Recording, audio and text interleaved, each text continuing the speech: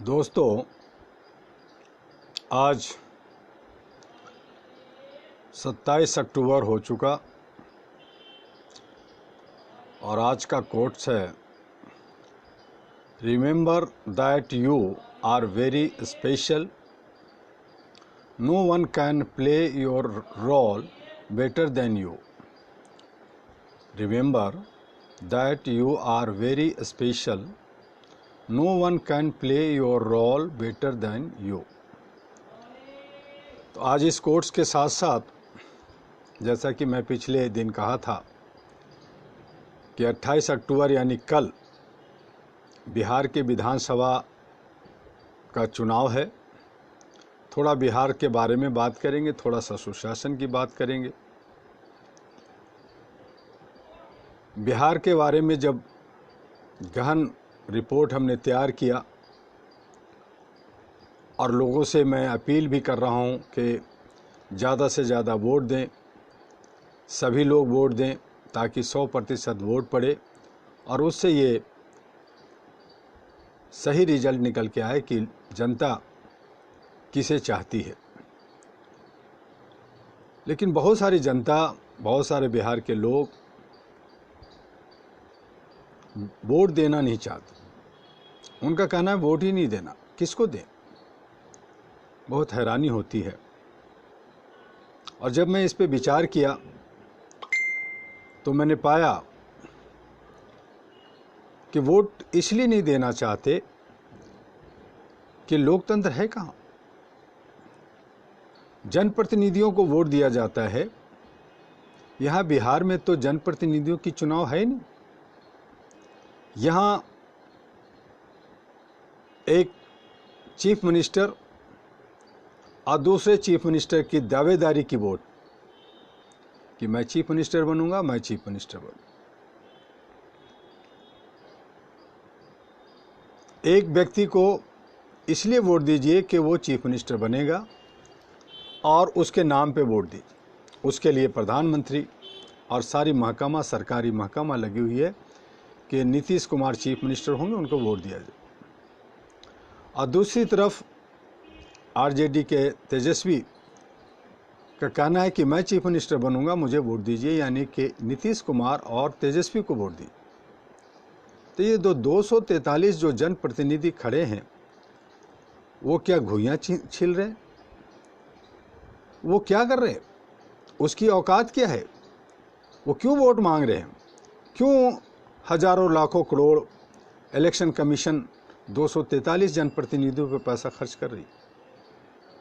जब चुनाव 2 का है तो सबसे पहले 2 का ही चुनाव पूरे स्टेट में करा लें कि भाई ये चीफ मिनिस्टर होगा, ये वो चीफ मिनिस्टर। लोकतंत्र में 243 जनप्रतिनिधियों का चुनाव होता है, उसमें से 122 जो पक्ष जीतेगा, जो हिस्सा लाएगा, उनमें से एक लीडर बनाया जाता है और वो चीफ मिनिस्टर होता है। लेकिन अब सभी जनप्रतिनिधियों की कोई औकात नहीं। कोई भी प्रतिनिधि अपने दम पे जीतने वाला नहीं है। अपने दम पे वो वोट नहीं मांग रहा।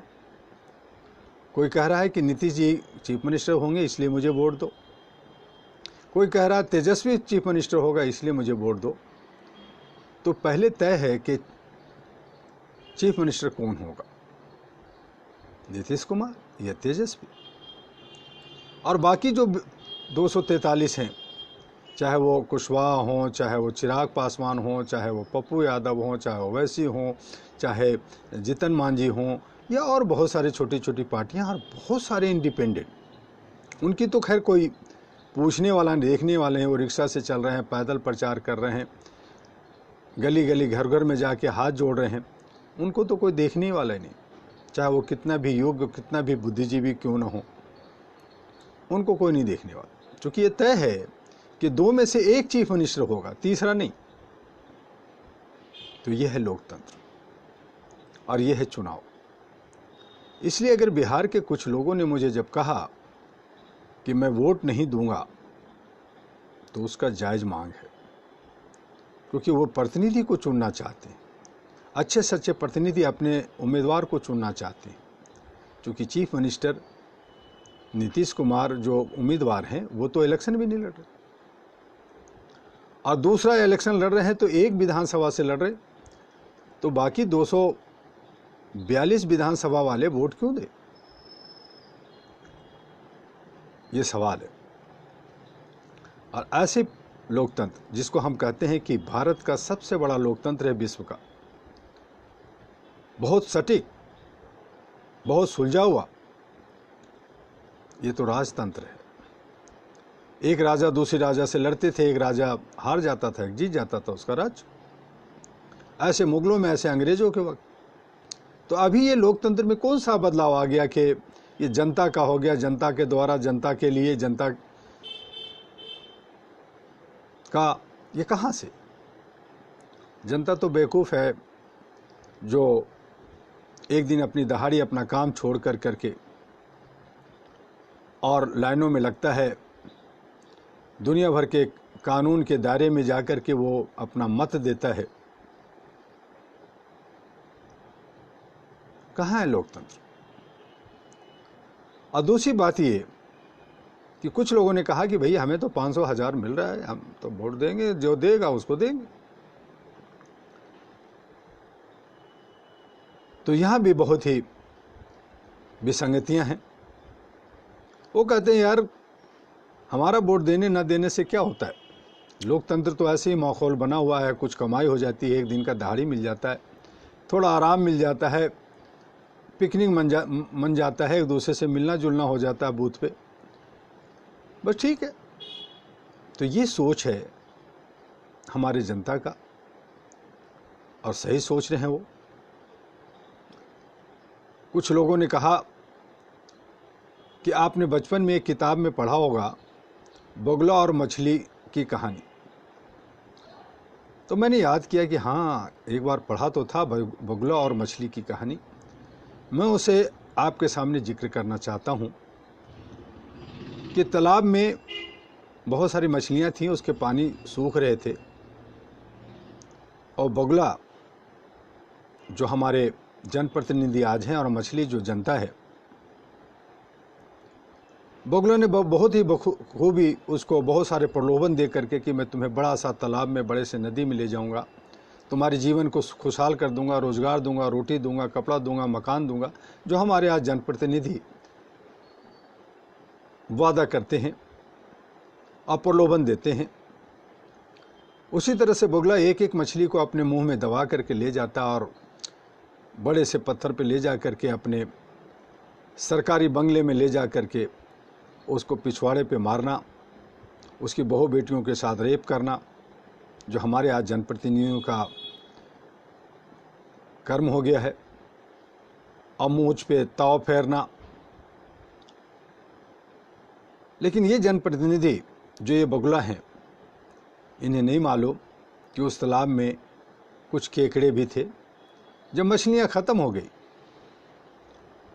तो बगुला ने सोचा यार मछली का बहुत मज़ा ले लिया, ज़रा सा ये बुद्धिजीवी जो समाज सेवी लोग हैं, बड़े जो अक्लमंद हैं, ये केकड़ा बन रहे हैं जो हमें काटने की और बहुत सारे दिखा रहे हैं, बहुत बोलते हैं, ज़रा इनका भी मज़ा चख ही लेते।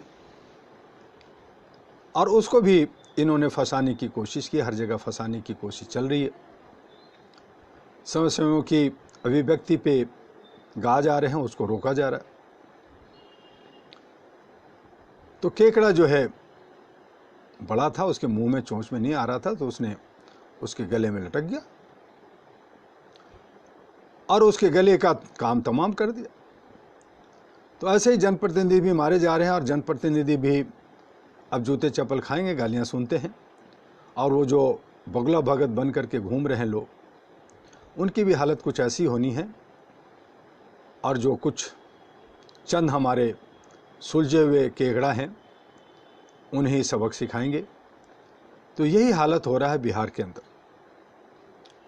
अब देखना है कि कौन और कैसे लोग केकड़ा रूपी प्रतिनिधियों जो झूठे हैं, दगाबाज हैं, झूठे हैं, उनके गर्दन को ये उड़ाते हैं। तो बिहार में क्या बिहार में बबुआ क्या करी, बिहार के लोग क्या सोची, ये सब कल 71 विधानसभा में चुनाव है। 71 जनप्रतिनिधि चुने जाएंगे और 71 ही नहीं बल्कि हर विधानसभा में कहीं 15, कहीं 20, कहीं 25 लोग हैं। और इस तरह से हम देखें तो कोई 7 दूनी 1400 जनप्रतिनिधि अपने किस्मत आजमाने के लिए खड़ा है। जनता उन्हें उसमें से किसे चुनती है उसकी बात नहीं करते लोग, न मीडिया, चूँकि मीडिया तो पेड़ है, बिके हुए हैं, ये सरकार के पट्टू हैं, अंधभक्त हैं, इनको चौथा स्तंभ नहीं बल्कि दोगला और कमीना कहना चाहिए।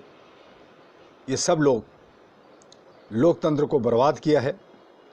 कभी देश को आज़ादी के लिए मीडिया एक दशा और दिशा दिखाने का काम करता था, एक सच्चा सिपाही माना जाता था।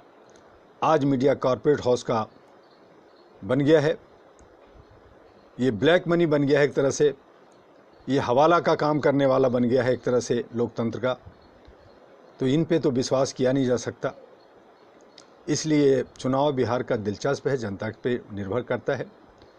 जनता कौन चीफ मिनिस्टर बनेगा उस नज़रिए से नहीं बल्कि अच्छे और सच्चे जो जनप्रतिनिधि उनके क्षेत्र में हैं उनको वोट दें, उनको जिताएं।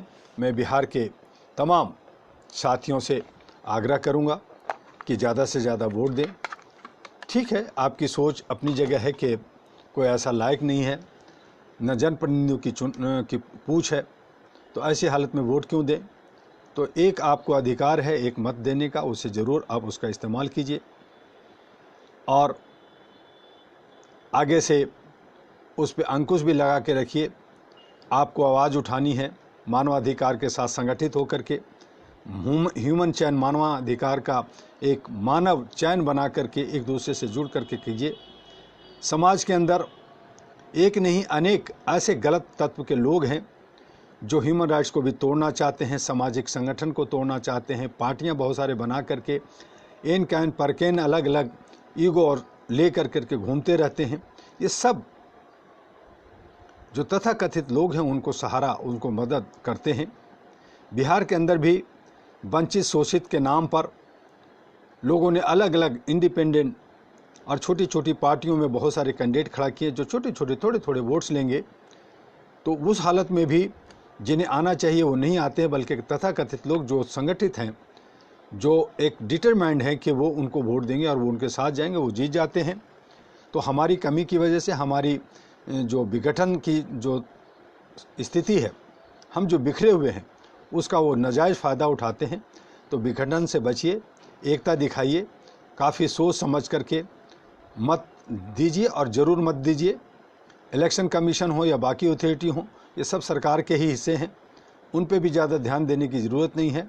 बस आप हम सब मिल कर के जनमानस का जो अधिकार है, उसके जो सोच है उसको आगे बढ़ाइए, यही मैं कहना चाहूँगा। और साथ में जो हमारे सुशासन की बात थी, क्योंकि लगातार बहुत सारी बातें तो होती रहेगी और होगी, लेकिन अब हमें थोड़ा सा सुशासन पे बात करने की ज़रूरत है। तो आज मैं ज़्यादा नहीं, थोड़ा सा, चूँकि कल अभी हमने बहुत सारे इलेक्ट्रॉनिक मीडिया, प्रिंट मीडिया पे नज़रें हैं और उन पे हैं, बातचीत चल रही है, लगातार फ़ोन्स आ रहे हैं। और बिहार, मध्य प्रदेश, उत्तर प्रदेश, मध्य प्रदेश में भी 28 सीटों पर उपचुनाव है, बिहार उत्तर प्रदेश में है, लेकिन बिहार का चुनाव एक अलग ही है, उस पर अलग ही नज़र है और बहुत ही मज़ेदार होने वाला है। वहाँ के जो बदलाव का एक ब्यार आ रहा है, वो युवाओं का एक बहुत बड़ा समूह उसमें काम कर रहा है। युवा इकट्ठित हो रहे हैं, संगठित हो रहे हैं, उसमें जात पात ऊंच नीच से हट करके युवा, सिर्फ युवा अपनी आवाज़ उठाने की बात कर रहे हैं और यही सभी समाज, सभी सोसाइटी के लोगों को करना चाहिए। तो देखें, वहाँ पैसे की दम या कुछ और सोच उभर के आती है कि क्योंकि एक तरफ जहाँ 5-5, 6-6 हेलीकॉप्टर दौड़ रहे हैं, लाखों की भीड़ हो रही है, चुनाव आयोग का कोई अंकुश नहीं है, दूसरी तरफ एक हेलीकॉप्टर और बहुत सारे घूम रहे हैं, और तीसरी तरफ उनके पास साइकिल नहीं है, पैदल घूम रहे हैं, रिक्शा से चल रहे हैं। तो इस तरह से अपने मांग कर रहे हैं, लेकिन जनता बहुत सोच समझी है, बहुत समझ गई है, बहुत जागरूक हो गई है। 33 वर्षों में ऑल इंडिया ह्यूमन राइट्स ने बहुत लोगों को जागरूक किया है और ख़ास करके हमने जागरूकता के लिए पूरे भारत, पूरे विश्व में काम किया और उसका असर देखने को हर जगह मिल रहा है। हमें बिहार में देखने को मिलेगा और उसी का असर आगे जाके बंगाल और दूसरे राज्यों में भी पड़ेगा। तो उस पर ज़रूर ध्यान रखिएगा। थोड़ा सा हमारा जो सुशासन का जो किताबों का हम कोर्स ले रहे हैं उसको भी ज़रा सा आज थोड़ा सा हम बता दें कि एक शासन जिसमें देश व समाज के हर वर्ग को समानता, न्याय, अच्छा शासन व जीवन यापन की सभी सुविधा सुलभ हो, उसे सुशासन कहते हैं।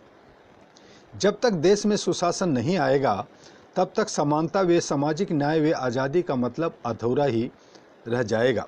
मेरा मानना है कि जो हमने सुशासन और मानवाधिकार की पुस्तक में जो हमने सुझाव दिए हैं उस पर यदि देश व समाज के लोग अमल करें तो इससे काफ़ी फ़ायदा हो सकता है।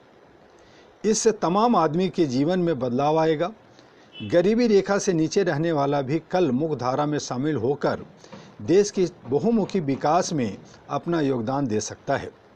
सुशासन ही एक ऐसा माध्यम है जिससे तमाम बुराइयों को खत्म किया जा सकता है। सुशासन से ही जनता के बीच में सुख चैन आ सकता है, उनकी ज़िंदगी बेहतर हो सकती है और मानवाधिकारों के प्रति लोगों में जागरूकता लाने में सुशासन बहुत बड़ा माध्यम साबित हो सकता है।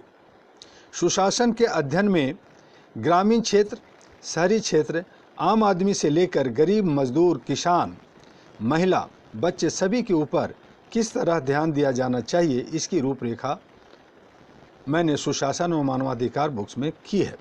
कैसे सबकी स्थिति सुधरे इस पर हम अपनी दृष्टिकोण प्रस्तुत हमने इस किताब में की है।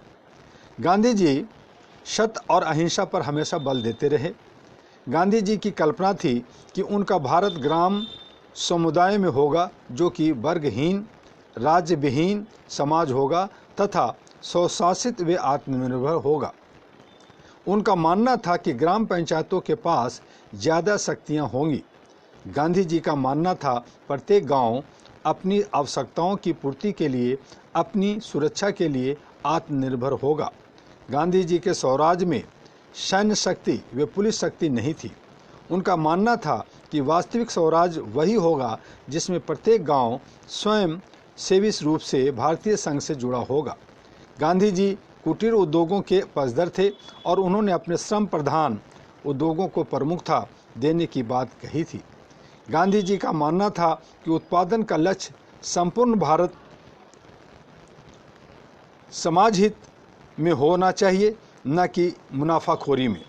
गांधी जी श्रमिकों की प्रबंधन में भागीदारी के पक्षधर थे। गांधी जी ने जब सर्वोदय की बात की तो उनका मत था कि जात पात, धर्म, संप्रदाय, ऊंच नीच के भेदभाव को मिटाकर सभी स्तर पर कल्याण कार्य को बढ़ावा मिलनी चाहिए। इसी के साथ ही गांधी ने सर्वोदय का सिद्धांत भी प्रतिपादित किया था। सर्वोदय का दर्शन अत्यंत ही हृदय स्पर्शी है क्योंकि सर्वोदय का मानना है कि दूसरों को जिंदगी देने के लिए जियो, इसके लिए प्रेम का विस्तार करना भी जरूरी होगा। अहिंसा और शोषण रहित समाज के लिए भी प्रयास करने की बात सर्वोदय के दर्शन में शामिल है। सर्वोदय एक ऐसे वर्ग विहीन, जाति विहीन और शोषण मुक्त समाज की स्थापना का पक्षधर है जिसमें प्रत्येक व्यक्ति और समूह को सर्वांगीण विकास का समान अवसर और साधन प्राप्त हो। विनोबा जी कहते थे, ऊंच नीच व वर्ण व्यवस्था की दीवार को तोड़कर ही सर्वोदय को स्थापित किया जा सकता है। इसके लिए विनोबा जी आर्थिक विषमता दूर करने के पक्षधर थे। सर्वोदय के दर्शन के प्रमुख तत्वों में शामिल बातें समाज के लिए काफ़ी हितकर हो सकती है क्योंकि इसमें पारिश्रमिक की समानता की बात कही गई है और इसमें विकेंद्रीकरण पर भी पूरा जोर दिया गया है। जयप्रकाश नारायण ने भी जिस संपूर्ण क्रांति का सपना देखा था वह आज तक पूरा नहीं हो पाया। जेपी के आंदोलन से सरकार बदल गई पर व्यवस्था में परिवर्तन नहीं हुआ, जबकि जेपी के संपूर्ण क्रांति का मकसद था जन जन में क्रांति, कण कण में क्रांति। सही मायने में राजनीतिक, आर्थिक, सामाजिक, सांस्कृतिक, बौद्धिक, शैक्षणिक व आध्यात्मिक मानवता के ये सातों क्रांतियाँ जेपी की संपूर्ण क्रांति में शामिल थी। स्वराज, सर्वोदय, संपूर्ण क्रांति जैसे आंदोलन ने समाज में काफ़ी प्रभाव डाला, आम जनता को उद्वेलित किया, थोड़े बहुत सुधार भी हुए। बुद्धिजीवी वर्गों ने इन विचारों को काफ़ी सराहा और इसे जन जन तक ले जाने और अंतिम लक्ष्य तक पहुंचाने का संकल्प भी लिया। परंतु ये आंदोलन, वे विचारधाराएं अपनी यात्रा पूरी न कर सकी और न ही अपने मकसद में कामयाब हो सकी। मैं all India human rights association का अध्यक्ष होने के नाते देश के चहुमुखी विकास और सशक्त राष्ट्र बनाने के लिए कुछ सुझाव देना चाहता हूँ। मेरी सुशासन व मानवाधिकार पुस्तक के माध्यम से हम यह बताना चाहते हैं कि भारत में सुशासन से ही व्यवस्था को ठीक किया जा सकता है। कैसी व्यवस्था हो, किस तरह कानून हो जिससे गरीबी रेखा के किनारे खड़ा व्यक्ति भी लाभान्वित हो सके तथा मध्यम वर्ग राहत महसूस कर सके, उसकी समस्याएं समाप्त हो सके। गांधी जी, विनोबा जी और जयप्रकाश जी, इन सभी की यही चाह थी कि गरीब से गरीब व्यक्ति को भी मुख्यधारा में शामिल किया जाए, सभी को समानता मिले। उन्हीं के सिद्धांतों से प्रभावित होकर हम अपने विचार अलग अलग तरीके से कल से ग्रामीण क्षेत्र, शहरी क्षेत्र, किसान मजदूर का क्षेत्र, इन तमाम अलग अलग क्षेत्रों पर अलग अलग विस्तार से हम आपको बताएंगे। आज बस इतना ही। आप सब कल बिहार के चुनाव पर नज़र रखिए और बिहार वासियों से खास करके मेरा अनुरोध है कि वो इस कुंठा में ना जिए कि कौन चीफ मिनिस्टर बनेगा। ये तो हमारी व्यवस्था ही गलत है और इलेक्शन कमीशन की सोच और समझ भी गलत है। तो उन तमाम गलतियों की वजह से आज हमारा लोकतंत्र खतरे में है। उनको अलग करते हुए हम कोशिश करें कि ज़्यादा से ज़्यादा 100% मत दें। आगे क्या होगा, मशीन में गड़बड़ होगी या व्यवस्था कुछ गड़बड़ करेगा या लीडर्स गड़बड़ करेंगे, ये बात की चीज़ है, लेकिन हम अपना मत अवश्य दें ताकि हम अपने आप को महसूस कर सकें कि हम एक भारत के नागरिक हैं और हमारा जो अधिकार है मत देने का, हमने उसका फ़र्ज अदा पूरा किया है। इन्हीं शब्दों के साथ आपका डॉक्टर रेमू दुआ, अहरा एनपी का अध्यक्ष। जय हिंद, जय भारत, नमस्कार।